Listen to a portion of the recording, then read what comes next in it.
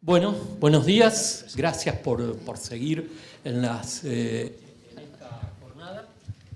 ¿Se escucha ahí? Sí, perdón. Bueno,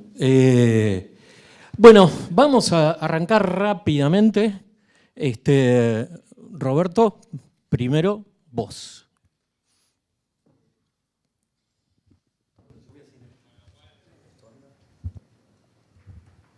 Hola, sí, anda. Entonces yo voy a hacer como la introducción corta, introductoria, con algunos datos de la encuesta para que después los que realmente están en temas específicos del tema del uso de datos por parte de los productores, ya intervengan y den todos sus insights. La introducción tiene que ver con los datos que muestren, o no, pero creo que sí, el grado de inserción de los productores en todo lo que tiene que ver con la economía digital, digamos, ¿no? Y que hace 4 años este avance era un poquito más lento, y en esta encuesta lo que se ve que es que hay un incremento en la velocidad de adopciones de tecnologías digitales y de uso de datos y de compartir los datos y de subirse a plataformas digitales para realizar distintas actividades comerciales que no existía hace 4 años. Eso es un poquito lo que los datos están mostrando. Una de las primeras preguntas que le hacemos a los productores en este tema es, les preguntamos si las tecnologías digitales van a modificar el modo que van a hacer los negocios en los próximos 5 años. Un 84% nos dice que sí. Uno puede preguntarse quiénes dijeron que no. Bueno, en realidad los que fueron más indiferentes posiblemente sean productores de más edad que tienen, operaciones agropecuarias un poco más chicas y quizás con menor educación. Un poco lo que vimos en la presentación anterior, un poco más los productores que tienen ese perfil más intuitivo y que hacen las cosas más en base a la experiencia. Esta transparencia es bastante interesante porque hace 4 años nosotros le preguntábamos a los productores, y acá Fabricio que va a hablar de cosas que tienen que ver con esto, hace 4 años un 65% de los productores nos decían que usaban maquinarias que recogían datos en el campo, digamos, ¿no? Ese 65% en esta ocasión pasó a un 74%, pero sobre todo lo que cambió es que en la oportunidad anterior había una proporción mucho más baja de productores que utilizaban los datos que recogían la maquinaria que en esta ocasión. En esta ocasión casi un 70%, un 69%, o sea, el 94, el 95% de los productores que tienen maquinaria que recoge información también usa esa información. No solamente que la tiene, sino que la usa, versus el 51% de los productores hace 4 años. Digamos. Este es un salto bastante importante en términos, digamos, de la utilización de datos por parte del productor. Después, otro cambio también importante, que lo muestran los números de la encuesta, es si el productor comparte o no datos. En una de las barras, acá dice, no he compartido datos productivos en mi establecimiento, solamente un 27%. ¿Sí? O sea que estamos diciendo que el 73% nuevamente de los productores dicen que comparten los datos. ¿Con quiénes los comparten? Bueno, con sus stakeholders, con los asociados a sus negocios, ¿no es cierto? Básicamente los proveedores de insumos, minoristas, distribuidores, consultores, y recién después vienen acopiadores, arrendadores o socios en la producción agropecuaria. Y ya un poquito más abajo serían el tema de las universidades. Pero este tema de compartir datos es algo como, me parece, quizás alguien me puede contradecir, pero quizás es algo a destacar y creo que ha crecido mucho porque, bueno, vamos a ver que también el productor muchas veces puede ser reacio a que le vean los numeritos, que le cuenten las costillas, digamos, básicamente. Otro cambio que nosotros, algo que medimos en la encuesta es la adopción de plataformas digitales para realizar operaciones, digamos, de compras de insumos. En nuestra encuesta, si contamos los productores que nos respondieron que habitualmente hacen compras de algún elemento que tiene que ver con su actividad productiva en forma regular o en forma esporádica, nos da que un 21% de los productores dicen que realizan alguna compra online. Este número puede ser chico, puede ser grande, depende cómo uno lo vea. Y esto nosotros lo preguntamos en general, consideramos que ellos también incluyeron no solamente aspectos que tienen que ver con insumos como cuestiones, digamos, de fitosanitarios, herbicidas, fertilizantes y cuestiones así, sino también cuestiones que tienen que ver con repuestos de maquinaria, y posiblemente se explique un número que es un poquito más arriba, un número que es bastante alto, porque como vamos a ver, los productores ven beneficios y costos en el hecho de usar plataformas digitales para la compra de insumos. También cuando le preguntamos cuál es su proyección futura, un 32% de los productores nos dice, o sea, pasarían del 21 al 32%. ¿Qué cosas ven los productores en las plataformas digitales de compras online? Bueno, las principales cuestiones, nuevamente, que explican ese numerito del 21%, primero, me permite comparar precios, ¿sí? Segundo, me ahorra tiempo. Ya la tercera es más de los que usan menos, ¿no? Es decir, tengo curiosidad, es decir, como que quieren experimentar, ver de qué se trata, pero no necesariamente van a terminar comprando. Y en cuarto lugar, sé lo que quiero comprar.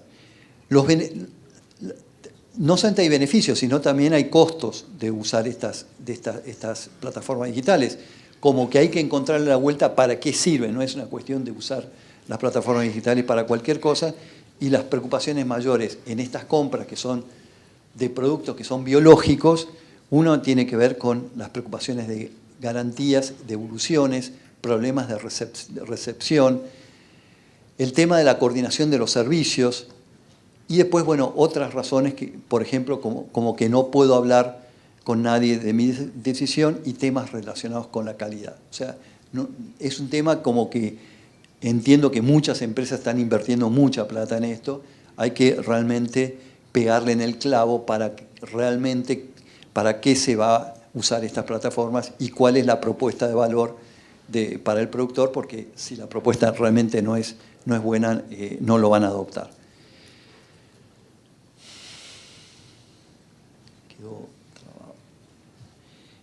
Esto es simplemente un comparativo con otros países en términos de cuál es la proporción de los productores que adoptan plataformas digitales. No es datos de nuestra encuesta, sale de un trabajo Radar AgTech Brasil, pero como que estos datos estarían mostrando, lo digo hipotéticamente, que en Brasil la adopción presente y futura sería un poco mayor que, de plataformas o de compras virtuales, sería un poquito mayor que en la Argentina, y en Estados Unidos sería parecido a la Argentina, en cambio en Europa estaría un poquito por debajo. Y después ya, las últimas.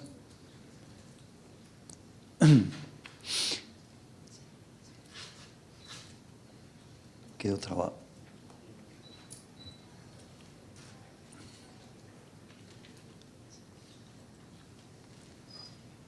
¿No?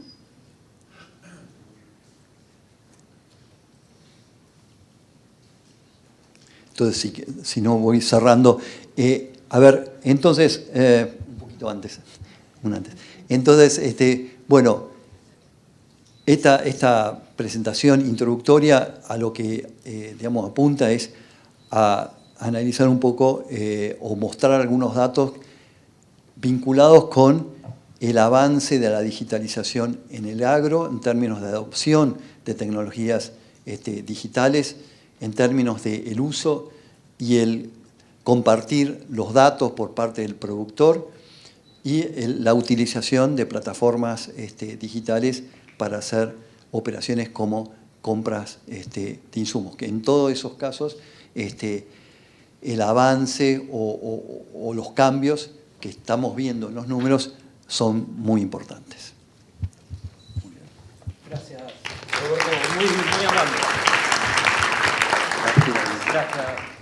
Bueno, ahora es el turno de José Gobé, consultor principal en Context Network y docente en la Universidad Austral. José.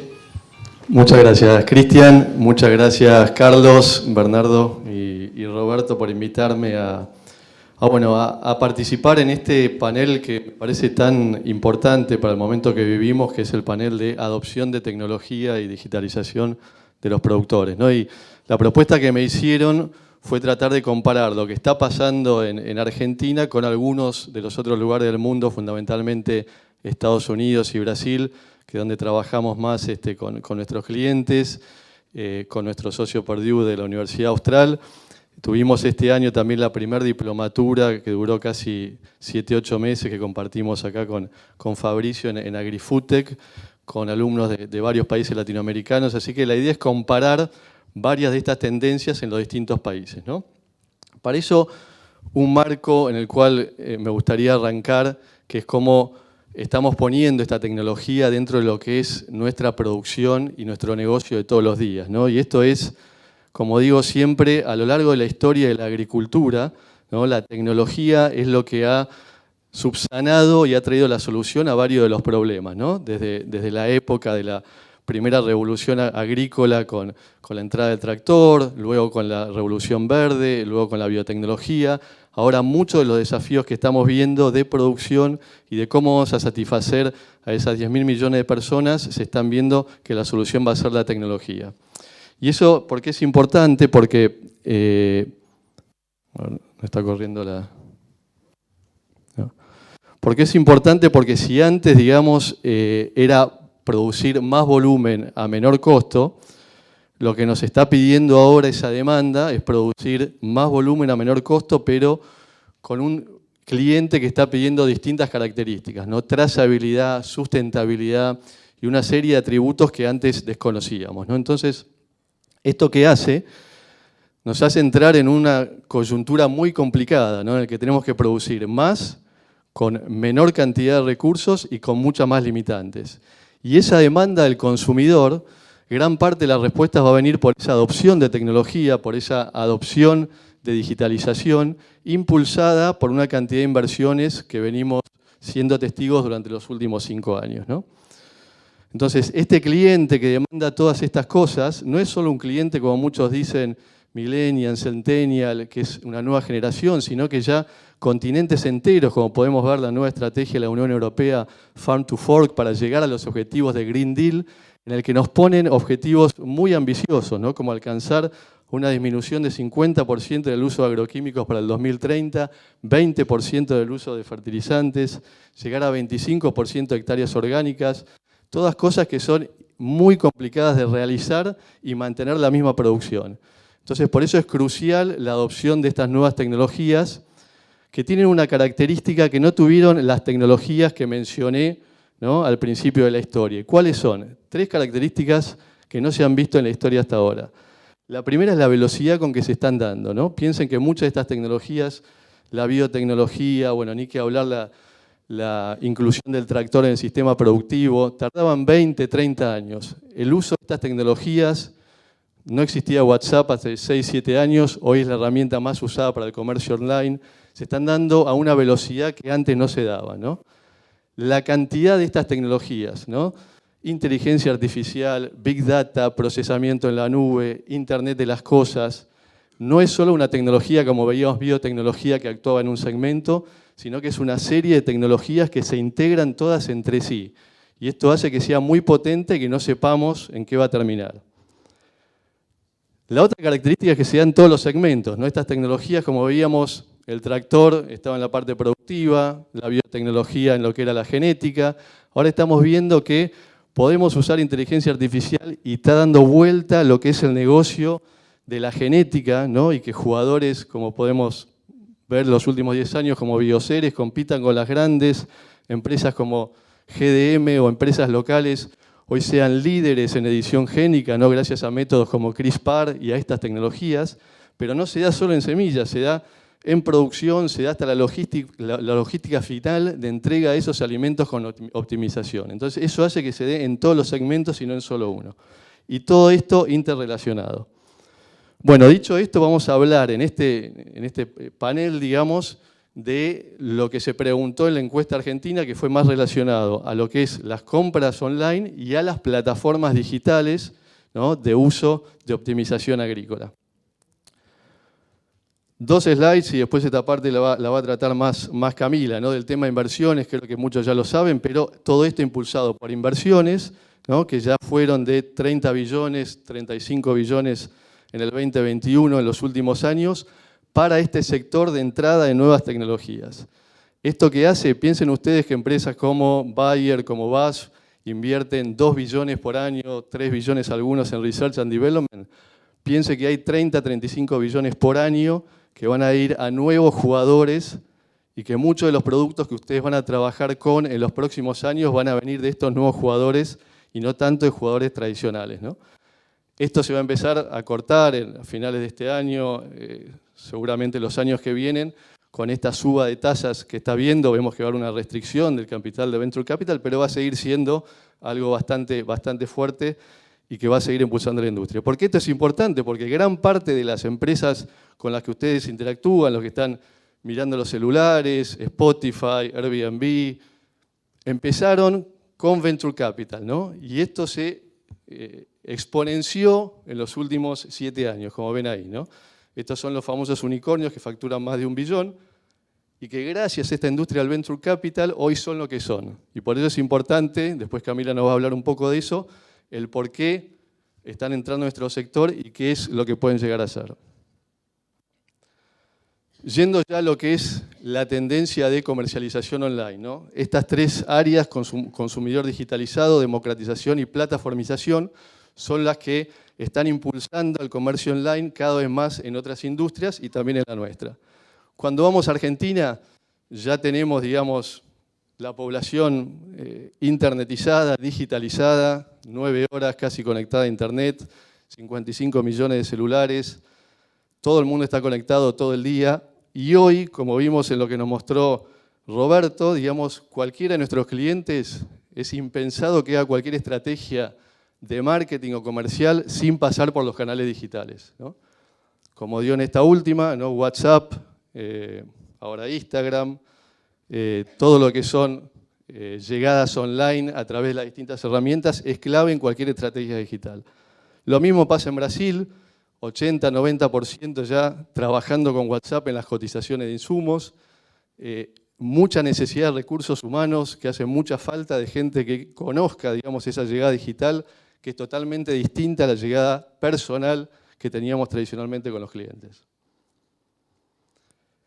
Esta es otra encuesta de McKinsey en Brasil también. Vean cómo viene creciendo también lo que es WhatsApp en todo lo que es cotizaciones online, en los distintos verticales, algodón, granos, encerrados en el sur, en todas las áreas, y ya las plataformas digitales cada vez más, ¿no? Esta es la misma que mostró Roberto, ¿no? En cómo está creciendo la compra de insumos en Argentina, pero ahora para compararla con Estados Unidos, ¿no? Esta es una encuesta que hace Farm Journal, la viene haciendo casi todos los años a 600 productores, preguntándole si están realizando compras online. Bueno, como van viendo, un 5% prácticamente anual. Hoy se está llegando al 20-25% que coincide con el 21% que nos da la encuesta a nosotros. Creemos, ¿no? Y hay una gran discusión en cómo va a evolucionar después del 25%, ¿no? Es un desafío grande que tendrá que ser empujado por las nuevas generaciones para que siga aumentando y pase ese techo de 20-25% que tiene muchas limitantes, como vimos recién. Claramente hay productos que se compran más fácilmente que otros. En esta misma encuesta tienen una ventaja en esta comercialización online, todo lo que son herbicidas, pre y post emergente, más complicados los fertilizantes. ¿Por qué? Más volumen, más problemas de logística. El tema de los biológicos, ¿no? Organismos vivos que son más difíciles de llevar. Bueno, unos productos con más facilidad que otros, pero claramente creciendo. En Brasil, lo mismo que vimos en Argentina, correlaciona con edad y con tamaño de producción. Mayor edad, menor comercialización online. Menor edad, más comercialización online. Y lo mismo con el tamaño de la tierra. A mayor tamaño, más e-commerce. Y esto también trae a colación lo que dijo Bernardo, lo que dijo Roberto, en países como los nuestros, en los que la toma de decisión la tiene gente más joven, ¿no? Se da una adopción más rápida. Entonces, Argentina, Brasil, en los cuales el productor tiene promedio de edad más joven que en Estados Unidos y en Europa, se da mucho más rápido esta adopción de digitalización. Esto también es interesante, ¿no? También de la misma encuesta de McKinsey, cómo correlaciona con el uso de agricultura de precisión. Cuanto más se usaba agricultura de precisión, más se compraba online, ¿no? Y esto porque está muy relacionado una tecnología con la otra. Bueno, la segunda, que es la democratización. ¿Qué es este concepto de democratización? Este concepto lo que nos trae es que esta adopción de nuevas tecnologías lo que está haciendo es que muchos más nuevos jugadores entren al mercado, ¿no? Si vamos al mercado, un caso típico es el mercado bancario, en el cual un Banco Galicia tenía 4 o 5 competidores, Santander, Nación y otros. Hoy fíjense lo que es el universo de competidores en fintech, ¿no? Al que se enfrentan estos jugadores. Impresionante. Bueno, lo mismo está pasando en nuestro mercado de insumos. ¿Cuáles son las consecuencias? Las consecuencias son que vos eras una empresa tradicional de agro, manejabas tus canales tradicionales y hoy se te presenta un canal nuevo con nuevos jugadores que tenés que atender, que requiere recursos humanos, requiere capacitación, requiere estrategias de marketing y comerciales diferentes. Este es un jugador que está entrando y entrando fuerte, la empresa más grande de Argentina, ¿no? Con una evaluación de mercado de casi 60.000 billones, que ya ha tomado durante el COVID una presencia importante, sobre todo en el sector maquinarias, en el sector repuesto, y va a seguir creciendo en Argentina. Terminamos de hacer con Context un trabajo para Amazon, ¿no? En Estados Unidos, que se está metiendo fuerte en agro, empezando por el tema logística, el tema forrajes, pero metiendo cada vez más insumos agropecuarios en sus plataformas. Un jugador de los más grandes del mundo. Y se empiezan a diferenciar los grandes jugadores, ¿no? Caso Agrofy, caso Orbia, caso Agrofy, como ven, duplicando la facturación, ¿no? Ya 11 millones, pasando de ser una empresa de clasificados, con un funding de 60 millones de dólares, creciendo fuerte en Brasil, apuntando, ¿no? A tener una facturación de 153 millones y ser un jugador fuerte en la comercialización online. El caso AgriRed, entrando no al productor final, sino vendiendo de lo que es insumos al distribuidor, también creciendo fuerte en Brasil. Y finalmente Orbia, ¿no? Orbia, empezando con Bayer, ahora sumándose el Banco Itaú, sumándose Yara, sumándose Bunge, llegando en Brasil ya a 190.000 productores y siendo un canal casi obligado, ¿no? Para muchos productores en alguna de las cotizaciones online y en la compra online. O sea, ya empezamos a ver que no es un grupo grande, sino que se van diferenciando en nuestra región los más grandes. Entonces, para ver un poquito algunas conclusiones de esto, el segmento en crecimiento en el que hay que estar, es muy difícil ser un jugador ganador en nuestro sector si uno no empieza a operar en estos segmentos, no empieza a conocerlo, no empieza a poner sus productos. Va a crecer, estamos en esa discusión de cuál va a ser el techo, aparecen nuevos competidores a las empresas tradicionales, y ya se diferencian los principales players en el mercado. Vamos a ir rápidamente, antes que me saque la tarjeta amarilla Cristian, a todo lo que es las plataformas agrícolas, ¿no? Y lo que es la aplicación de estas tecnologías que ven ahí para tratar de optimizar nuestra producción.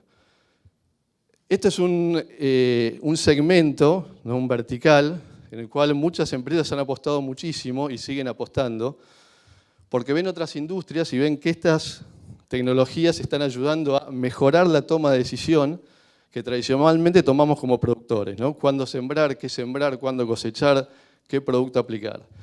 Que todo el procesamiento de datos que tenemos hoy nos ayude a tomar mejor la decisión que hoy tomamos. Bueno, Esta es la cantidad de datos que va en crecimiento, ¿no? Que tomamos cada vez más de nuestras distintas maquinarias, nuestros sensores en el agro, y que va a seguir creciendo exponencialmente. Y por eso las empresas le llaman a esto como el santo grial, ¿no?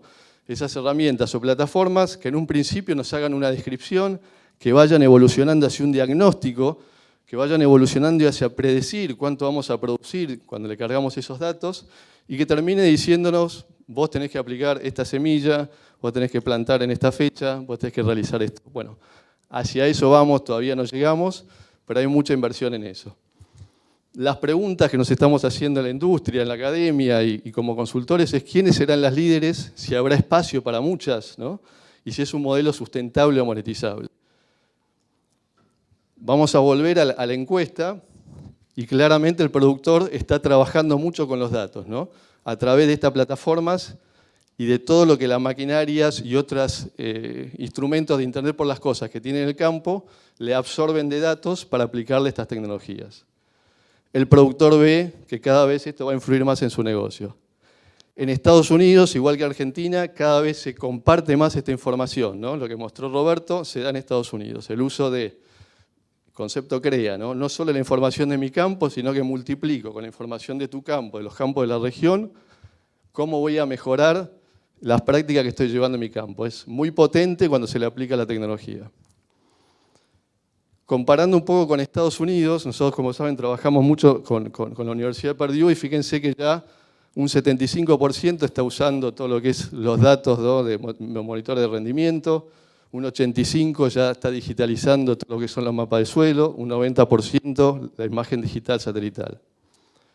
¿Para qué está usando esta información? Bueno, fundamentalmente para fertilización, sigue también para densidad de siembra, sigue también todo lo que es el mapeo de áreas inundadas. Mayor tamaño, mayor utilización. Igual que en Argentina, igual que en Brasil. Generaciones más jóvenes y con más educación son las de mayor utilización. Igual que en Argentina, igual que en Brasil. La falta de conocimiento es el uso principal y la barrera de adopción. Mucho para trabajar en conocer estas tecnologías, la pregunta que hacía Richard, ¿no? Por eso estamos de la academia tratando de dar más cursos, hay mucha falta de conocimiento de qué es inteligencia artificial, para qué me sirve la computación en la nube, cómo puedo aplicar todo esto para mejorar mi negocio. No solo en las generaciones altas, en las generaciones jóvenes, ¿no? Se está recibiendo mucha gente, ingenieros agrónomos, sin tener capacitación suficiente para sacarle rédito a estas tecnologías. Y esto es en Estados Unidos, cómo están creciendo las distintas prácticas de agricultura de precisión que nos llevan a aumentar el uso de estas plataformas agrícolas, ¿no? Fíjense todo lo que es uso de drones, todo lo que es mapeo digital, esta es todo lo que es las distintas aplicaciones variables, ¿no? Variable Rate Technology, para fertilización, para encalado, para todas llegando al 80%. Y así con todos en los últimos 6-7 años. Por eso creciendo muy rápidamente. Ya para cerrar, ¿quiénes están entrando en esto de las plataformas agrícolas? Y cuando digo plataformas agrícolas no digo, digamos, una aplicación para hacer scouting de insectos, sino las que tratan de abarcar todo el proceso productivo, ¿no? Y hay claramente tres grupos, los jugadores tradicionales, los secundarios de insumos, las de maquinarias agrícolas, nuevos jugadores, que ya muchos tienen un tamaño y un nivel global importante, y las tecnológicas que también están entrando. Las cuatro grandes, ya conocen ustedes las distintas plataformas que están usando, algunas consolidando como Syngenta, que viene comprando varias y consolidando en Cropwise. Bueno, Bayer con Fieldview, que es la que ha empezado, y las distintas inversiones en las empresas de Farm Equipment, que ahora nos va a hablar Fabricio después, pero todas también haciendo adquisiciones y posicionándose en distintas plataformas agrícolas. Ya también se diferencian a nivel global. Empezamos a hacer algunos trabajos, este es uno de Shane Thomas, un amigo canadiense, ¿no? Que está trabajando en tratar de ver desde las distintas empresas quién está liderando la digitalización por hectárea, ¿no? Y compara cuáles productores están usando en sus hectáreas las distintas plataformas. Fíjense que John Deere, que Bayer, que fue el que empezó en 2013 con la compra de Climate, ya son los que tienen mayor cantidad de hectáreas. Volviendo al trabajo de Purdue, también lo mismo, ¿no? Haciendo la pregunta qué plataforma usa, fíjate que Climate y John Deere están liderando comparados con otras de insumos y de maquinaria agrícola. Y esta es una pregunta clave, ¿no? Que la hicimos también en la diplomatura. ¿Cuántas plataformas se van a usar en el futuro? ¿Ustedes qué creen? Se ríe, Camila. La pregunta del millón, ¿no? Tenemos 100, 150 plataformas dando vuelta, ¿no? Me venden un tractor, me llega una plataforma, me llama mi proveedor de semillas, me quiere vender otra plataforma, viene empresas independientes, me quiere vender otra plataforma. Bueno, cuando hacemos esta pregunta o vemos estas industrias, no más de 4 o 5 plataformas son las que van a quedar en el futuro. Así que fíjense cuál va a ser la tendencia de consolidación, ¿no? E integración de otros. Hay muchos ejemplos, acá rápidamente el caso de la industria de aviación, ¿no? Con la plataforma de Sabre, que fue una plataforma que creó American Airlines junto con IBM, los más viejos se acordarán, para reserva de pasajes. Fue tan buena que empezó a integrarse con todos los competidores y hoy es la base de la plataforma para reserva. Hicieron un spin-off, la vendieron para reserva de pasajes. Bueno, ¿pasará eso en el agro? No lo sabemos. 2 casos, y con esto termino, de lo que está pasando con algunos de los grandes. Fíjense qué interesante, Climate Field View con Bayer, ¿no? Y esto es para la pregunta si es sustentable, digamos, el modelo de negocios de cobrar por hectárea por estas plataformas agrícolas. Bueno, Climate Field View, una plataforma que comenzó en 2013, como les decía, con la compra de Monsanto en ese momento por $1.000 millones de una empresa que nadie entendía qué. Empezaban a trabajar fuerte, hoy es la que mayor cantidad de hectáreas tienen, pero ¿no? Este último año, ahí como ven el quote del CEO, se vienen dando cuenta que la cobranza por hectárea no es un modelo de negocios per se, es muy difícil, ¿no? Sí que, digamos, esta plataforma les está ayudando a vender más productos, más insumos, más semillas de Bayer, y que la van a estar usando para lo que es el monitoreo de carbono, el monitoreo de agua, etc. Pero un cambio importante en ese modelo de negocios. Los competidores están viendo un poco lo mismo. Por otro lado, ahí se trabó, el caso de John Deere, y esto se los digo oral, pero es muy interesante y lo va a seguir Fabricio. John Deere está trabajando en un modelo para que en los próximos 5 o 10 años, como muchos de ustedes ya están empezando a ver herramientas de eficientización de la aplicación de agroquímicos, por ejemplo la tecnología See & Spray de John Deere, que detecta maleza y hace que nos ahorremos 20-30% en la aplicación, ¿no? Va aplicando solamente en los lugares donde hay maleza. Bueno, con esa tecnología y otras, creen que puede haber más o menos 150.000 millones de dólares en ahorro en los próximos 10 años, de los cuales apuntan a captar un 6 a 10%, ¿no? Eso sería 10, 15.000 millones para una empresa que factura 44.000 millones, ¿no? Bueno, pasar a un modelo de software as a service es el objetivo de los próximos años de John Deere, ¿no? No solo la venta de maquinaria, no solo la venta de repuestos, sino la venta de un servicio de optimización de mis datos para generar ese ahorro. Esto es un cambio radical, ¿no? Un cambio muy importante en la industria. Fíjense que Apple tiene casi 20-30% de estos ingresos recurrentes, ¿no? De Apple Music, Apple TV, etc. Y tiene unos márgenes mucho mayores. Tiene márgenes de 70%, 60% contra los márgenes de la venta de una maquinaria que están en el 15-20%, ¿no? Entonces, un cambio radical en lo que es la industria. Bueno, ya me parece que me pasé un poquito, me va a sacar la roja Cristian, así que cerrando, nos quedamos con eso, ¿no? Cambios grandes en los modelos de negocios. Ya se vislumbra un poco también un grupo de los grandes líderes en número de hectáreas. Va a haber consolidación, va a haber también adquisiciones de empresas grandes y las más chicas e integraciones entre empresas de insumos, empresas de maquinarias y otras.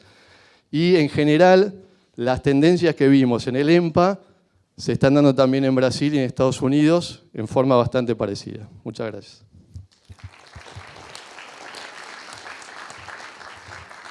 Bueno, José, muy interesante.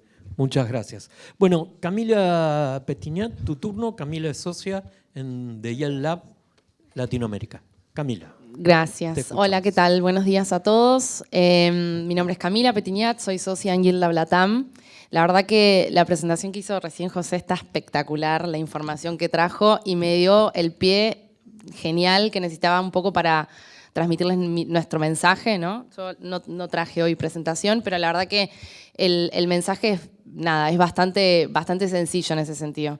Nosotros, y la primera pregunta de la encuesta que presentaba Roberto, ¿cómo piensan que van a cambiar los negocios debido a la tecnología? Nuestra posición en Yield Lab Latam es que pensamos que van a cambiar 100%, y esa es un poco la conclusión que estaba recién transmitiendo José, ¿no? O sea, ya estamos viendo algunos ejemplos de esa transformación, de esos nuevos modelos de negocio habilitados por la tecnología.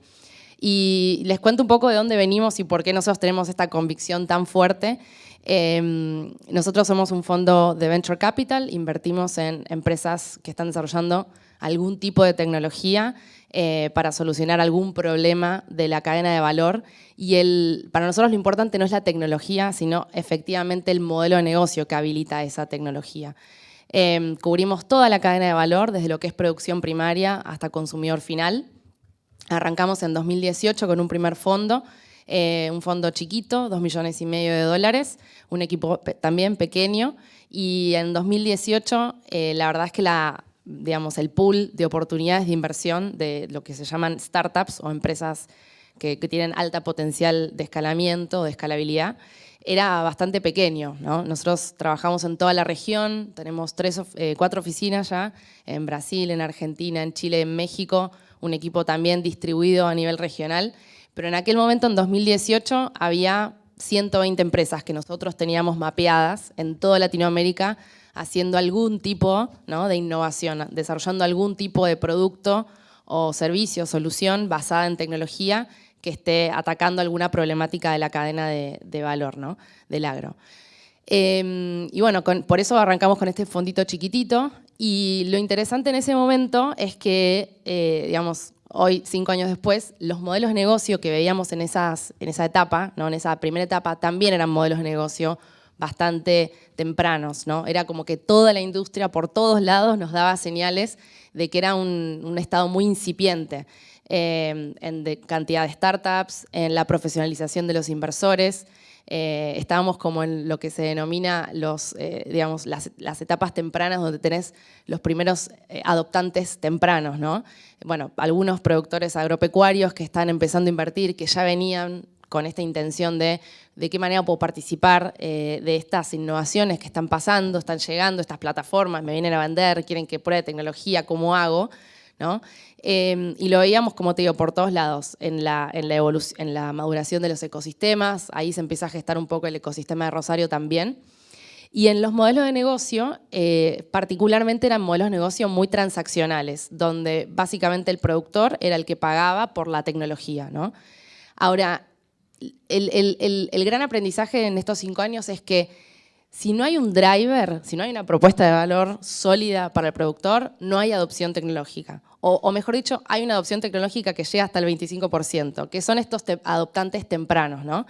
Que son generalmente gente que ya viene, ¿no?, como con una intención, una curiosidad, ¿no?, estos que compran por curiosidad, con una curiosidad de entender de qué manera esto puede afectar el negocio, de qué manera pueden tomar los beneficios, pero es muy, poco escalable, hablando con los términos de Venture Capital.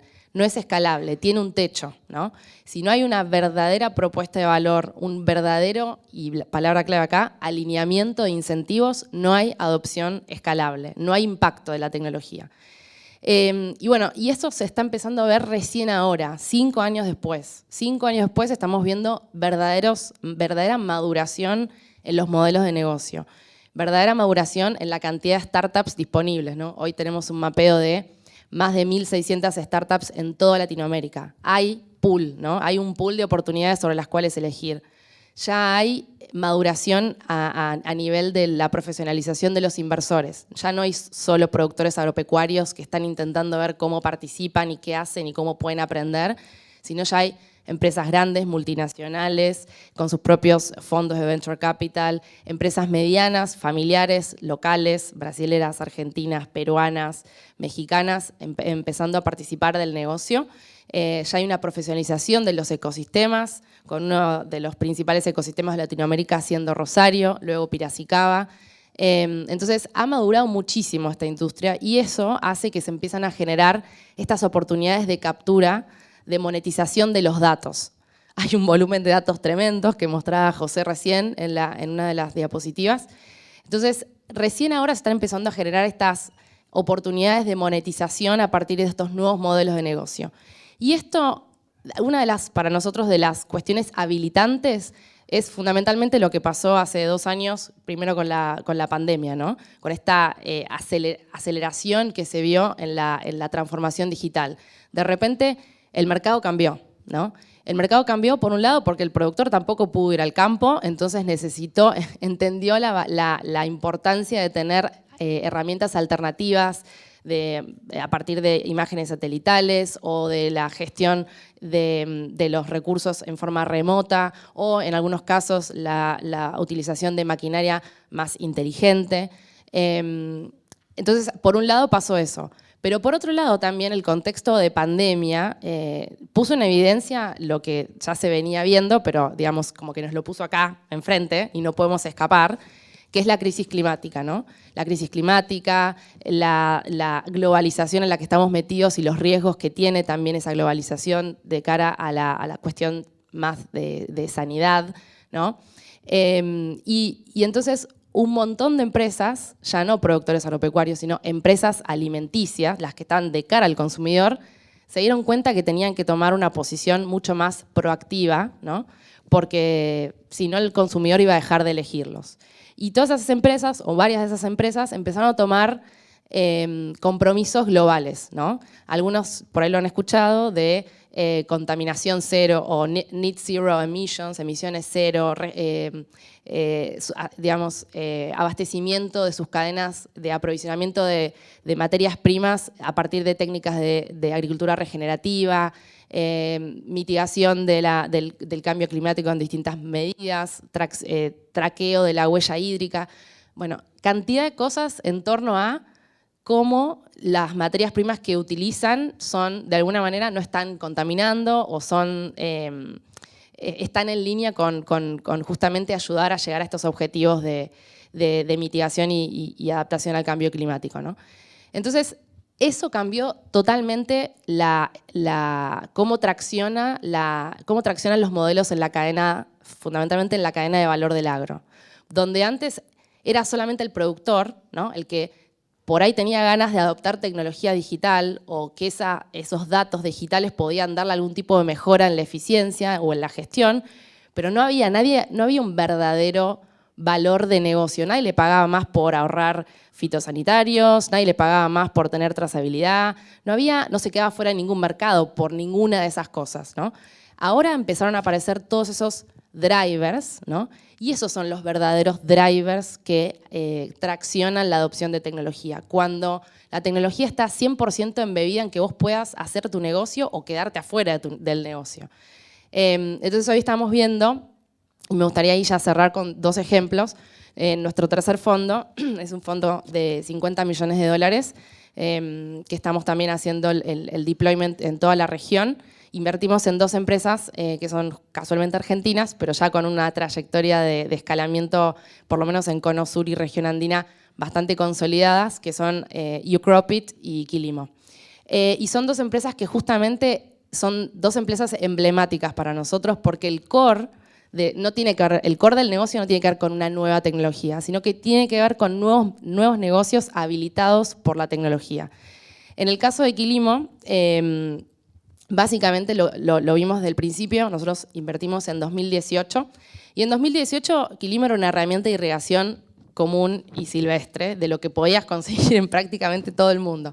Lo que hacía era, le daba una recomendación al productor a partir de la utilización de una aplicación, ¿no? Y esa aplicación tomaba obviamente datos satelitales y un montón de datos a campo y datos del suelo, y sobre ese motor de Big Data, de todos esos datos recolectados, le daba una recomendación al productor de cuándo y cuánto tenía que regar, ¿no? Arrancaron la pampa húmeda y tuvieron una cierta atracción, pero el mercado era un poco pequeño para lo que es Argentina, entonces saltaron a comercializar en la región andina, Chile, Perú, donde obviamente el contexto hídrico es mucho más difícil y desafiante, y donde hay un verdadero driver para ahorrar agua. Básicamente no tenés, ¿no? Entonces tenés que hacer realmente tu producción de la manera más eficiente posible. Porque el costo es muy alto, si no. Y entonces ahí empezaron a tener mayor tracción, mayor margen, un negocio más interesante. Sin embargo, de vuelta se encontraron con un techo de escalamiento, ¿no? Un techo de escalabilidad. En el camino empezaron a desarrollar una certificación por huella hídrica para algunos productores, sobre todo de Chile y Perú, que cultivan cultivos de alto valor, que son directamente consumibles por el consumidor. En algunos mercados más maduros, si vos tenés esa certificación por huella hídrica, tú podés lograr digamos, mejores precios para tu producción. Entonces, bueno, desarrollaron eso y sobre eso empezaron a ver que había ciertos jugadores, sobre todo en la cuenca del Maipo, ¿no? Donde está una de las principales zonas productivas cerca de Santiago, ¿no? Empezaron a ver que había ciertos jugadores que nada tenían que ver con la industria agropecuaria, que también consumían agua de esas napas, de esa cuenca hídrica, y no tenían forma de compensar esos gastos. Estas empresas eran empresas de data centers, nada que ver con la industria agropecuaria. Empresas tipo, no voy a decir los nombres, pero bueno, empresas tecnológicas que tienen data centers en torno a cuencas hídricas, que están muy estresadas, tienen una alta necesidad de compensación de los gastos de agua que usan, sobre todo porque compiten en el uso del agua con productores que desarrollan alimento, ¿no? Que por ahora sigue siendo más importante el alimento que el acceso a internet, pero bueno, hasta por ahí nomás. Y estas empresas tienen la necesidad, digamos, compromisos de compensación muy, muy exigentes. Entonces necesitan compensar ese impacto que tienen estos data centers. Y encontraron que Quilimo es una muy buena forma de hacerlo. ¿A través de qué manera? Y acá viene la innovación en modelo de negocios. Quilimo, a partir de toda la trazabilidad que tiene con los datos, con la huella hídrica, con la utilización de la tecnología, puede muy eficiente y efectivamente y fehacientemente dar certeza del ahorro que está haciendo un productor en una determinada zona, en este caso en la cuenca del Maipo. Entonces puede monetizar o cuantificar cuánto ahorró ese productor en agua por haberlo hecho a partir de la utilización de tecnología versus no haber utilizado tecnología. Y ese ahorro de agua lo puede vender, lo tokeniza y se lo vende en forma de compensación a estas empresas que nada tienen que ver con el agro. Entonces ahí se genera una innovación al modelo de negocio que solamente está habilitada por el hecho de que este productor está digitalizado. Voy a pasar al caso de Ucropit y ahí cierro. El caso de Ucropit es una empresa que tiene una plataforma también, ¿no? Y básicamente le dice al productor, si vos querés que tu producción, digamos, tener un premium por tu producción, subite a esta plataforma, carga estos datos, certifica que el resto de los jugadores que te venden semillas, que te venden fitosanitarios, que te hacen las labores, etcétera, se suban a la plataforma, certifiquen que están haciendo las cosas de la manera que la están haciendo bien, y de esa manera se da vuelta y permite que otros compradores, en este caso pueden ser traders, ¿no? que de repente tienen que colocar su producción o la compra en mercados más maduros o mercados más limitados, por ejemplo, que benefician la sustentabilidad o que premian o pagan por un producto orgánico, lo puedan hacer de una manera 100% trazable, ¿no? De vuelta, son modelos que no van a venderle al productor, subite a esta plataforma porque así vas a gestionar mejor. Entonces, la diferencia en la propuesta de valor al productor es subite acá porque vas a ganar plata, subite acá porque no te vas a quedar afuera del mercado, subite acá porque vas a tener una línea de ingresos adicional a lo que ya estás haciendo. Simplemente haciendo lo que estás haciendo, pero trazándolo o dejando una huella digital de lo que ya estás haciendo. Y en el caso de Quilimo, este loop positivo, ¿no? Que se hace en este productor digitalizado, vende su producción al mundo físico, pero vende su huella hídrica o sus buenas prácticas en el manejo del agua como compensación. hace que el productor quiera tener más hectáreas bajo monitoreo. Y más hectáreas bajo monitoreo, más ahorros. Y más ahorros, más compensación. Y más ingresos para el productor. Entonces, esto es lo que para nosotros es tan excitante de lo que está pasando, del timing de mercado para lo que es AgTech. Hay drivers muy, muy claros de sustentabilidad, de fintech, de clima, que hacen que los sistemas, ¿no?, de producción digitalizados tengan una ventaja tremenda de monetización que no se había dado hace 5 años. Y eso genera, como les digo, un feedback positivo sobre la mayor adopción de tecnología por el productor. Así que bueno, eso es un poco lo que quería transmitirles. Gracias. Bueno, Camila, muy, muy interesante cómo nos estás explicando cómo está cambiando este sistema, cómo está cambiando el manejo de datos. Bueno, y ahora es el turno de Carlos Caleri, que es gerente en Delaval. Carlos, te escuchamos muy atentamente. Gracias. Bueno, gracias por la invitación. Voy a hablar un poco de lechería, ya que se habló mucho de otras partes de la parte agropecuaria. Yo represento a Delaval, que es una compañía que se dedica a la venta de sistemas robóticos para robotizar el ordeño en los tambos, como así también la automatización de los equipos convencionales. En ambos casos estamos usando una misma plataforma para manejar estos dos productos. Que esta plataforma se llama Plataforma Inteligente Delpro, que consiste en sensores, consiste en hardware y software. Todo esto empezó hace muchos años. El robot para nosotros hace más de 20 años. Hay más de 60.000 robots en el mundo. Hay más de 5 millones de vacas lecheras que se ordeñan con robots en el mundo.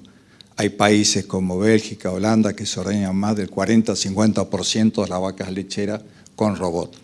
Nosotros estamos iniciando esta etapa en la Argentina con buenos éxitos, pero el crecimiento fue especialmente de los 2 o 3 últimos años, que coincide un poco con todas las presentaciones de ustedes donde se empieza a invertir gran parte, digamos, del capital en bienes de capitales a nivel de campo. Y también fuimos aprendiendo que la primera etapa era sacar o disminuir el tipo de trabajo que teníamos en los tambos, hacerlo más viable, mejorar la calidad de vida, y empezamos también a recoger datos. Y acá viene un refrán que dice: el dato mata relato, porque ahí empezamos a hablar de cosas más reales y tangibles. Y además, la información que nosotros antes manejamos, que era una vez por mes o una vez por cada 6 meses, cuando había reuniones y comparamos con los productores o asesores, pasó a ser en tiempo real, es decir, en temas de segundos. Y ese tipo de trabajo empezó a generar mucha información y nos encontramos con obstáculos. Obstáculos era que la gente debería entender esta nueva forma de recolección y interpretar los datos. Ahí empezamos a tener dificultades con los profesionales que teníamos, con los propios usuarios y profesionales que no tenían este tipo de conocimiento. Entonces tuvimos que empezar a enseñar, a hacer escuela. Hoy día la situación es totalmente distinta, con los propietarios tan jóvenes que tenemos y que son pensantes y con buen nivel de educación, ha hecho que este nivel de datos empiece a ser más fácil de interpretarse. A tal punto que si lo comparo 5 años atrás cuando empezamos, los valores agregados se obtenían después de 2 años de haber incorporado este tipo de tecnología. Hoy día, esta tecnología que se aplica en los tambos, tenemos los valores agregados en no más de 30 días, 60, 90 días.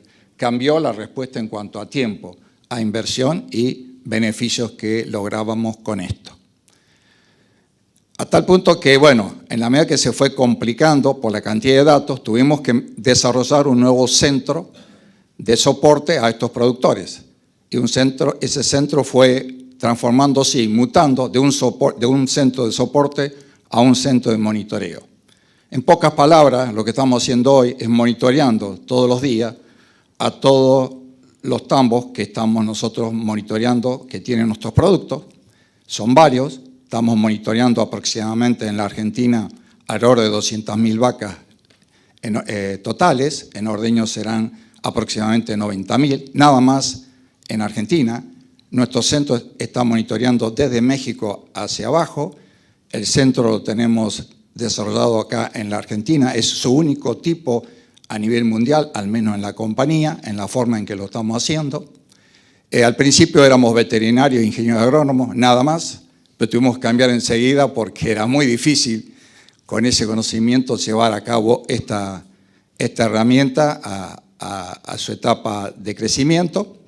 Fue incorporándose gente, la mayoría son jóvenes, ingenieros electromecánicos, analistas de sistemas, etc.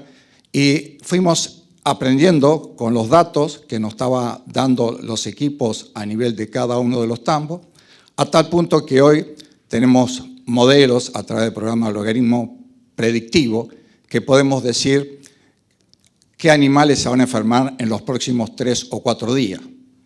Y en este año incorporamos índices prescriptivos, en la cual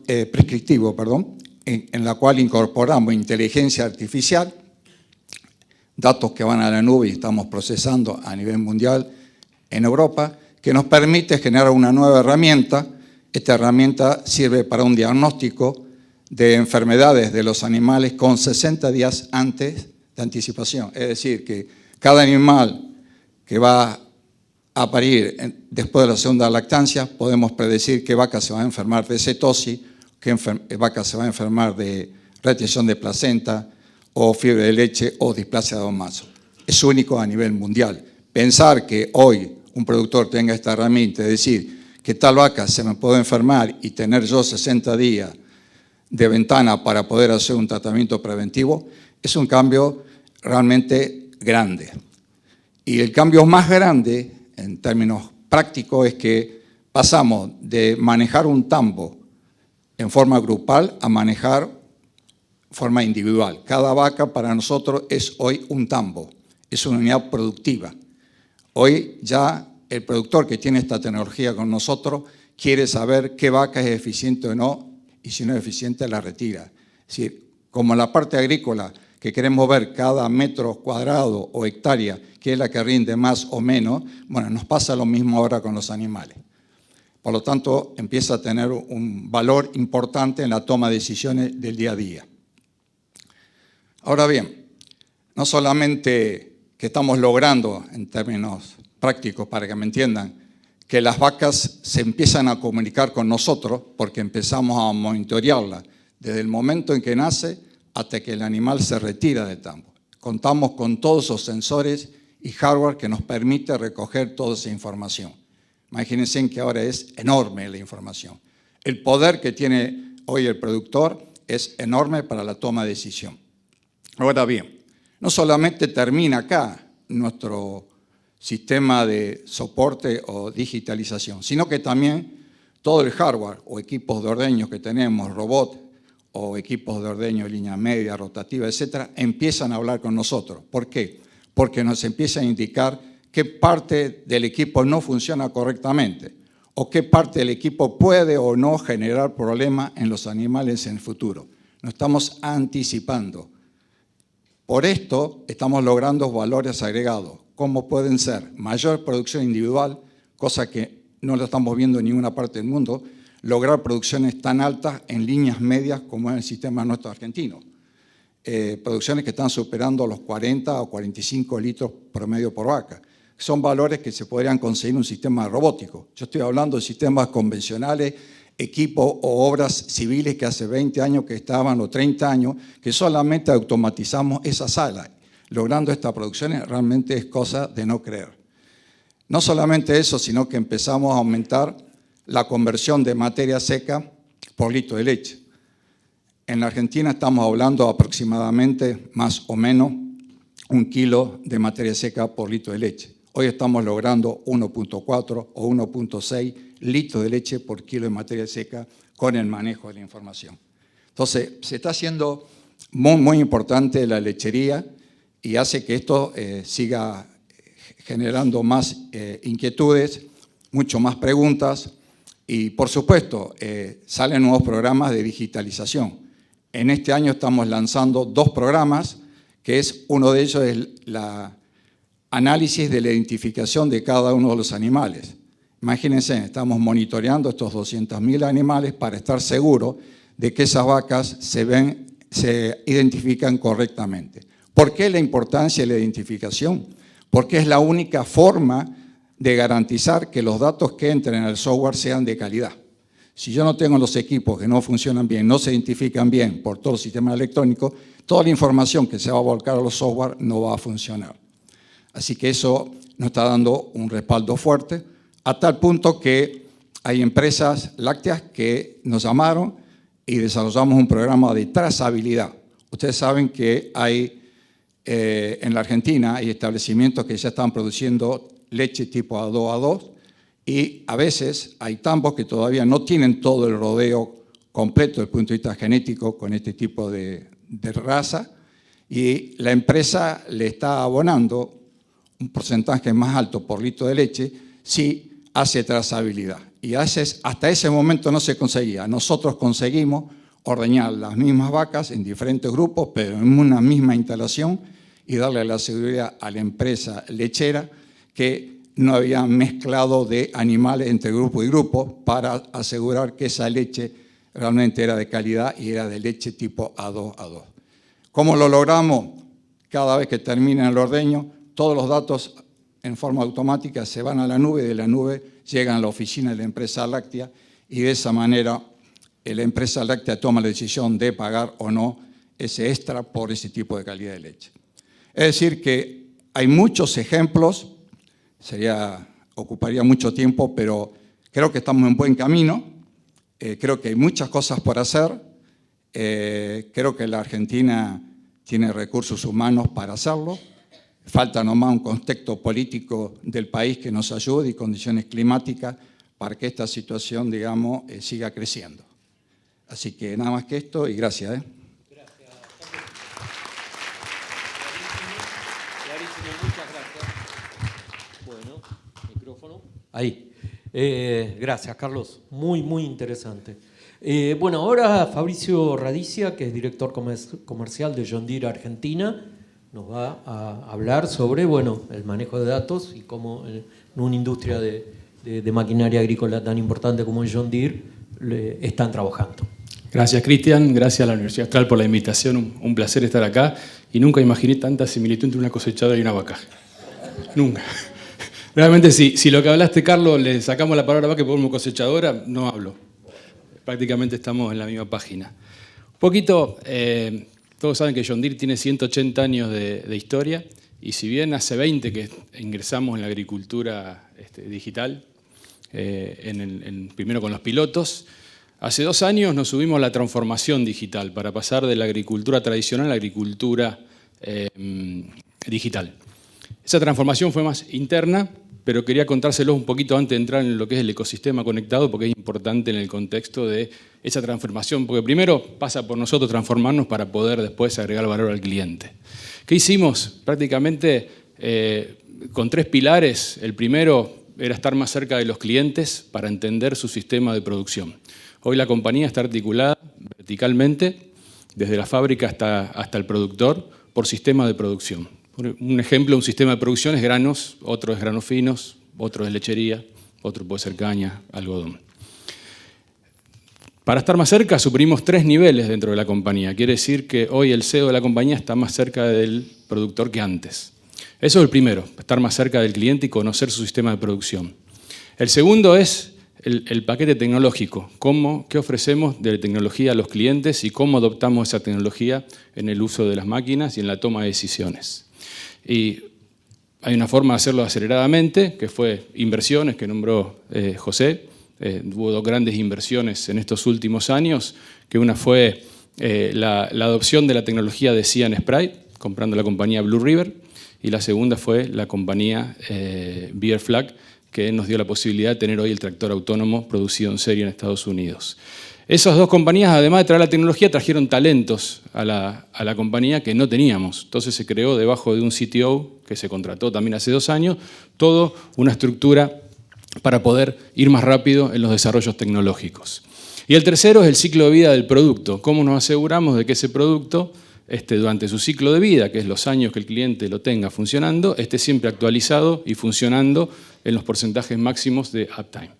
Bajo esos 3 pilares está la red de concesionarios, que eso no cambió, nuestros socios estratégicos, que son los que nos multiplican esa propuesta de valor al cliente y esa experiencia del cliente para que todo esto llegue. Y ahí entramos en lo que es ecosistema conectado. Y para nosotros, ¿qué es un ecosistema conectado? Es un conjunto de personas, inteligencia, maquinaria y tecnología, todos conviviendo y funcionando al mismo tiempo. Y eso tiene un corazón hoy por hoy, que hace 2 años lanzamos, es el Operation Center, es una plataforma digital donde todos los datos que generan nuestros equipos van al Operation Center, a una nube, donde el cliente tiene una porción de esa nube y esos datos son de él. Y están ahí, y lo que hace el Operation Center es una plataforma digital que facilita esos datos. No solamente esos datos, también datos de otras plataformas agronómicas, porque el ecosistema no es cerrado, no es solamente de John Deere. También interactúa vía APIs con muchas de las compañías que nombró José en su presentación. Ya que es abierto, la información va y viene hacia otras plataformas para poder enriquecer la toma de decisiones.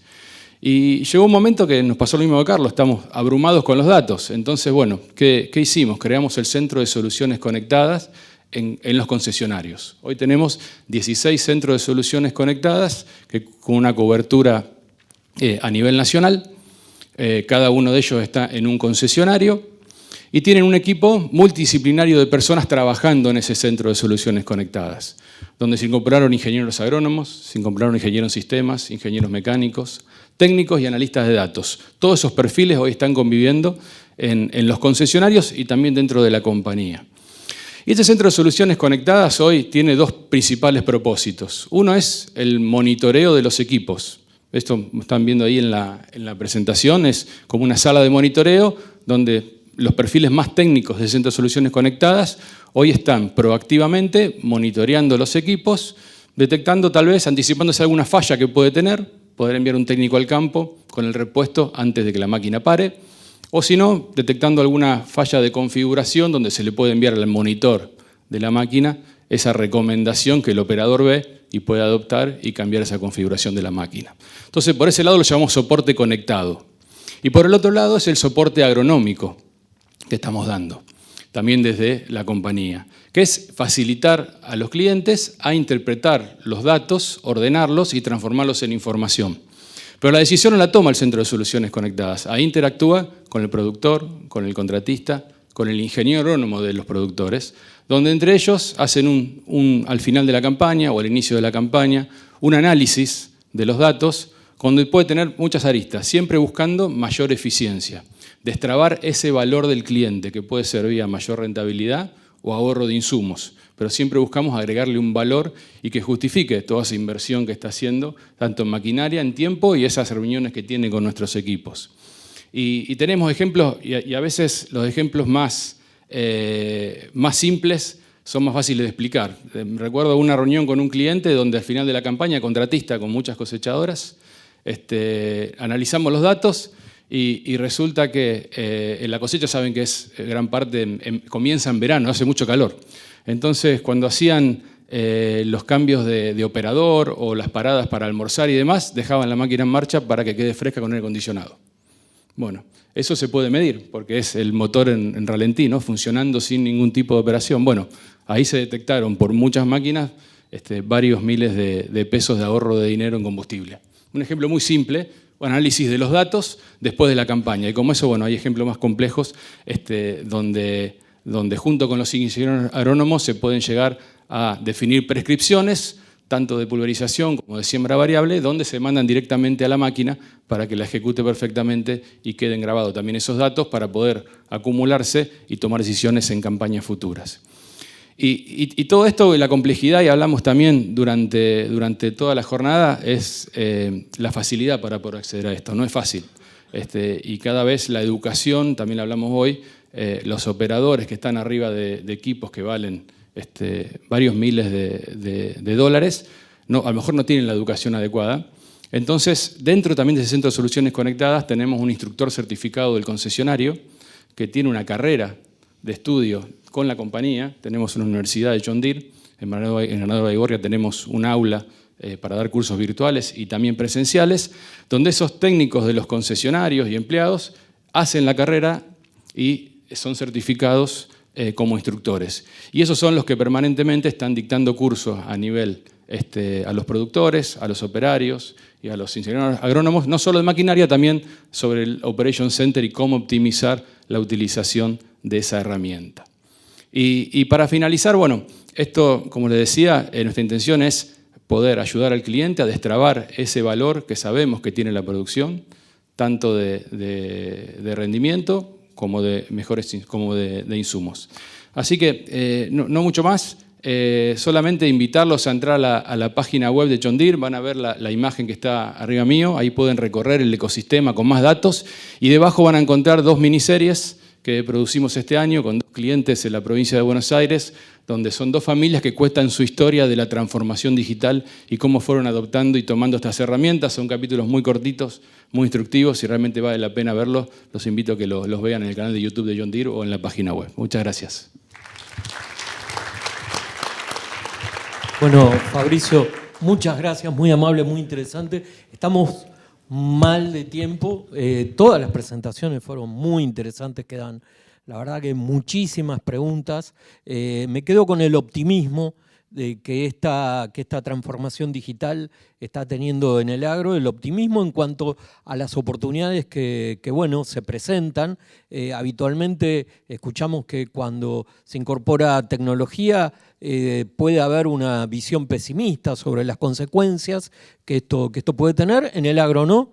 Tanto lo que nos comentó Camila sobre los drivers de oportunidades que existen. Escuché también sobre profesiones que se incorporan en el agro, profesiones como bueno, analistas de datos y como bueno, muchas veces hablamos de que el agro es arraigo, no solo es volúmenes de producción, ingreso de divisas, sino arraigo. Bueno, la tecnología, por lo que hemos escuchado aquí, también va a ofrecer en el futuro una oportunidad de arraigo, ¿no?